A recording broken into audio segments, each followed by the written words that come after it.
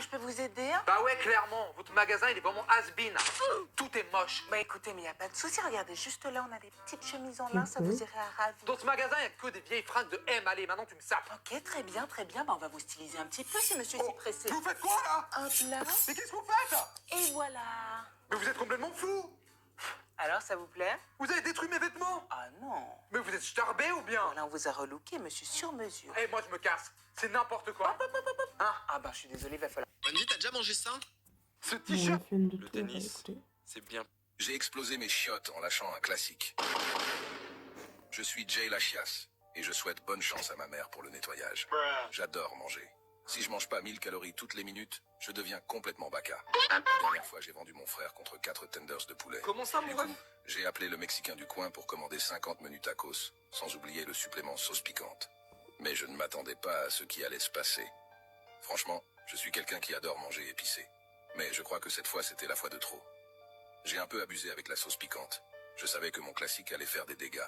Après avoir englouti les 50 menus d'un coup, j'ai senti que la sauce piquante faisait son travail dans mon gros ventre. Imaginez Tchernobyl, mais dans mon bide. Je me suis directement précipité vers les toilettes pour libérer les otages de mon cul. Je te mens pas, ça m'a arraché le cul. J'ai à peine eu le temps de m'asseoir qu'une énorme explosion est sortie de mon fiac. J'avais l'impression de faire sortir 5 paquebots de mon cul. C'est pas marrant, les gars. J'en ai foutu partout dans ma salle de bain. Mais bon, honnêtement, je vais attendre de la faire. J'ai explosé mes chiottes. Pouvez-vous écouter les sons les plus agaçants du monde? Niveau 1. Non, j'y arrive pas. Arrête! Non, je tiens. Tenez les mecs, parce que là on passe au niveau 2. Apparemment, je ronfle quand je dors. Là, j'arrive un petit peu à comprendre pourquoi c'est agaçant. Mais j'ai toujours pas enlevé mon casque. Oh! Oh! Mon réveil, Oh, c'est... c'est horrible! C'est mon réveil! Pourquoi on déteste ce son? C'est parce que c'est celui qui nous réveille tous les matins. Est-ce que t'arrives toujours à écouter? Parce qu'on passe au niveau 4. Ça va. Ça va, j'ai pas encore de bébé, j'en veux toujours pas. Dis-moi si tu survis toujours dans les commentaires, parce que là, pour passer au niveau 5, double tape sur l'écran pour lancer le son. Et voici le son le plus agaçant du monde. Oh, c'est vrai, ça. Pouvez-vous écouter les sons? Après avoir pris la veille au soir une cuite mémorable en faisant la tournée des bistrots, un homme s'aperçoit à son réveil qu'il a oublié sa veste dans l'un d'entre eux. Mais il est incapable de savoir lequel. La seule chose dont il se souvienne, c'est qu'il est allé aux toilettes et que la cuvette était en velours et très douce et agréable. Alors il refait un par un tous les bars en demandant « C'est chez vous qu'il y a une cuvette en velours ?» Et au 15e bar, il pose encore la question. La patronne se retourne vers l'arrière-salle en criant « Marcel, amène-toi! Il est revenu le clochard qui a chié sur le canapé !» Après avoir pris la veille au soir une cuite mémorable en faisant la tournée des bistrots, un homme s'aperçoit à son réveil qu'il a oublié. On a tenté de trancher une flèche en deux avec un sabre. Dans la première partie, on a réussi à couper la flèche en deux à peu près au milieu avec un arc qui ne fait que 6,8 kg de pression. Mais moi, je veux couper une flèche proprement en deux. Alors aujourd'hui, on va réessayer avec un arc à 23 kg de pression. C'est plus de 3 fois plus puissant, bordel. Maintenant, ça c'est pas une tâche facile. Alors on va s'entraîner un peu puisque je dois réussir à toucher une cible aussi fine qu'un stylo. Oh mon dieu, maintenant ça a bien affûté mes compétences. Alors on va essayer ça avec un sabre. Et même avec de l'entraînement, ça m'a quand même pris un nombre de tentatives. Mais je préfère largement faire ça pour le reste de ma vie plutôt que de perdre mon temps à regarder One Piece. Et là-dessus, finalement, contre toute attente, j'ai réussi à le faire.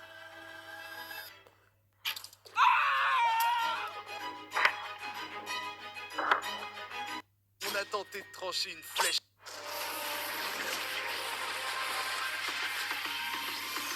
Ce pote ultra malchanceux. Oh là là, c'est la première fois que j'essaie des élytras. Je suis trop content. Eh mec, j'ai appris comment tuer un golem, regarde. Vas-y, montre-moi. Je monte sur 3 blocs et voilà. Mais attends, il était pas censé faire ça, Cosmos, je pense qu'il faudrait qu'on dorme un peu. Ouais, ça y est gros, toujours plus. Ah ouais, du coup, fallait que je te présente mon chien. C'est mon animal de compagnie depuis genre, je sais pas, un mois. Et frérot, qu'est-ce que je l'aime de tout mon cœur. Vraiment. Mec, ton chien, il est tombé. Quoi? Mon chien, il est mort. Ouah, j'ai vraiment besoin de bouffer. Oh, je vais en prendre dans cette maison, tiens. Sors de ma maison. Ok, chill, c'est bon. Et ça y est, on peut rien voler tranquille ici. Gros, derrière toi. Mais pas encore. Et regarde Cosmo, je vais te faire un clutch inattendu sur ce cheval. Vas-y, je te regarde. C'est parti. Ce pote ultra malchanceux. Voici les pires erreurs des ingénieurs. Donc c'est une salle de classe, t'as une porte ici et une porte ici. Mais lui il est même pas con, il est plus que ça. Peut-être il s'est dit ouais, si un jour la gravité elle est inversée, on pourra quand même sortir. Il a été viré le jour même, c'est pas possible. Ok, super balcon, pas de...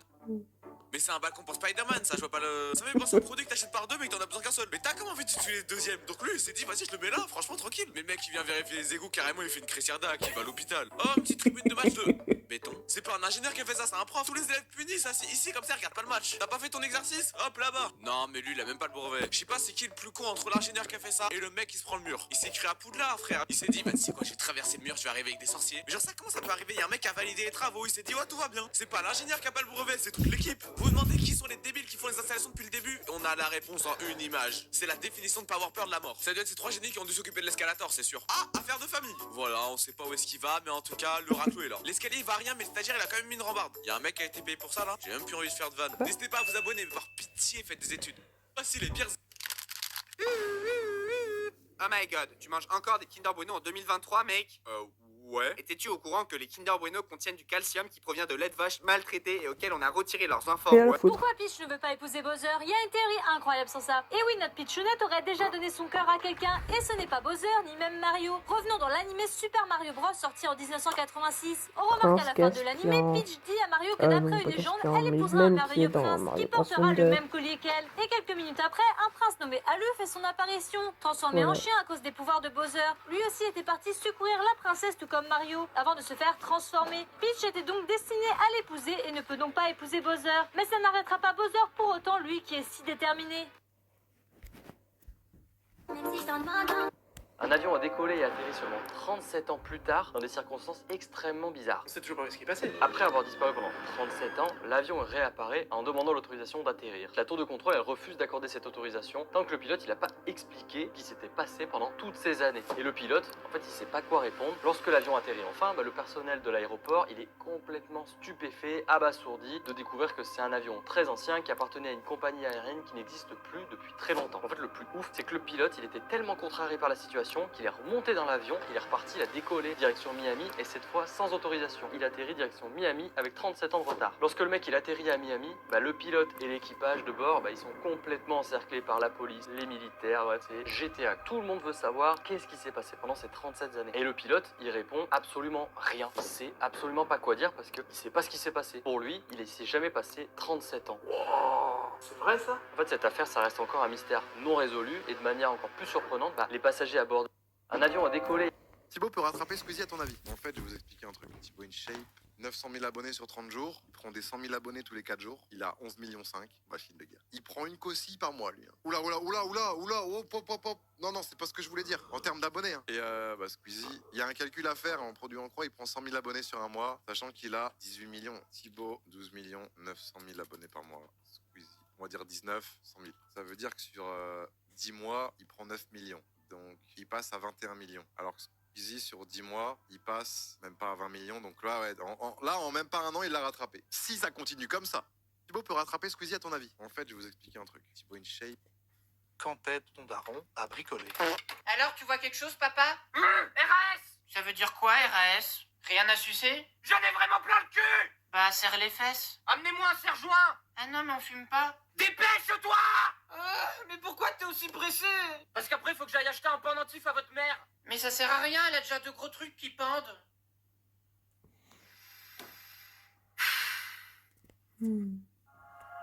Regarde-moi, en seulement 2 ans, j'ai réuni tellement de fans, j'étais vraiment faite pour ça.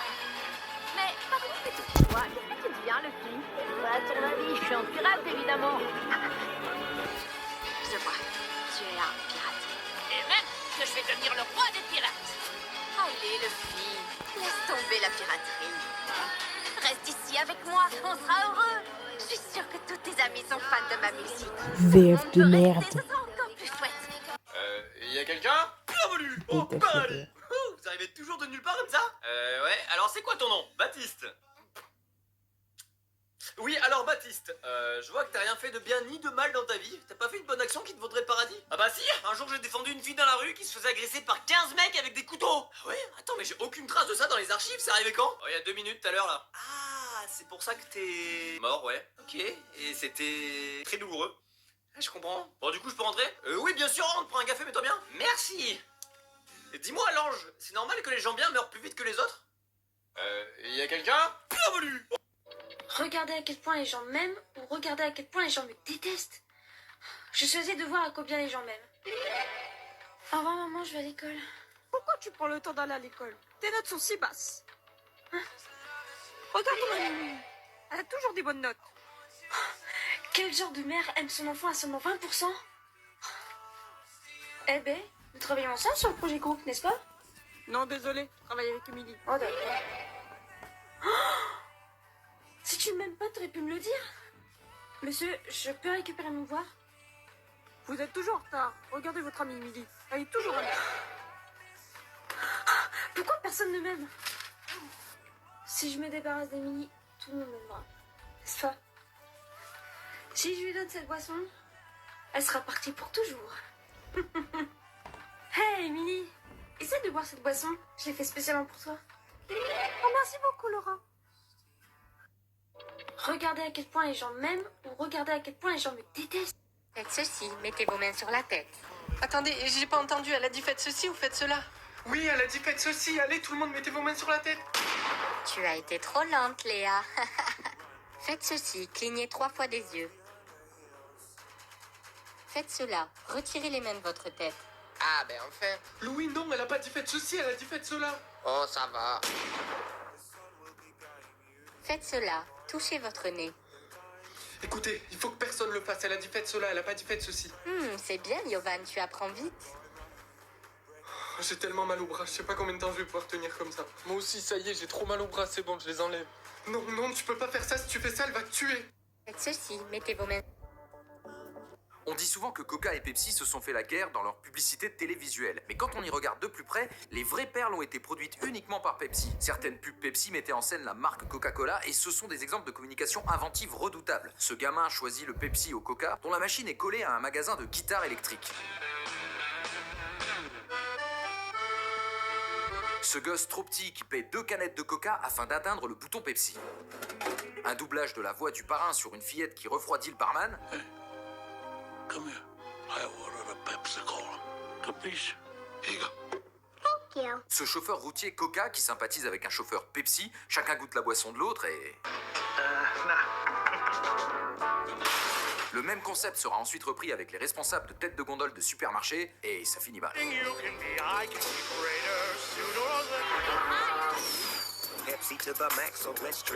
Enfin, ça va quoi. Bienvenue pour cette nouvelle année scolaire. Je suis votre professeur principal et je serai impitoyable avec vous. Bon, qui répète chaque année la même fauve, c'est du bluff. C'est pour nous faire peur dès le premier jour. Quand est-ce qu'on aura nos emplois du temps? Tu fais bien d'en parler, Kim, car je vous le donne maintenant. On finit tous les jours à 17h30? Pas exactement. Ah. Le vendredi, on finit à 18h. Pardon, c'est sérieux de finir aussi tard juste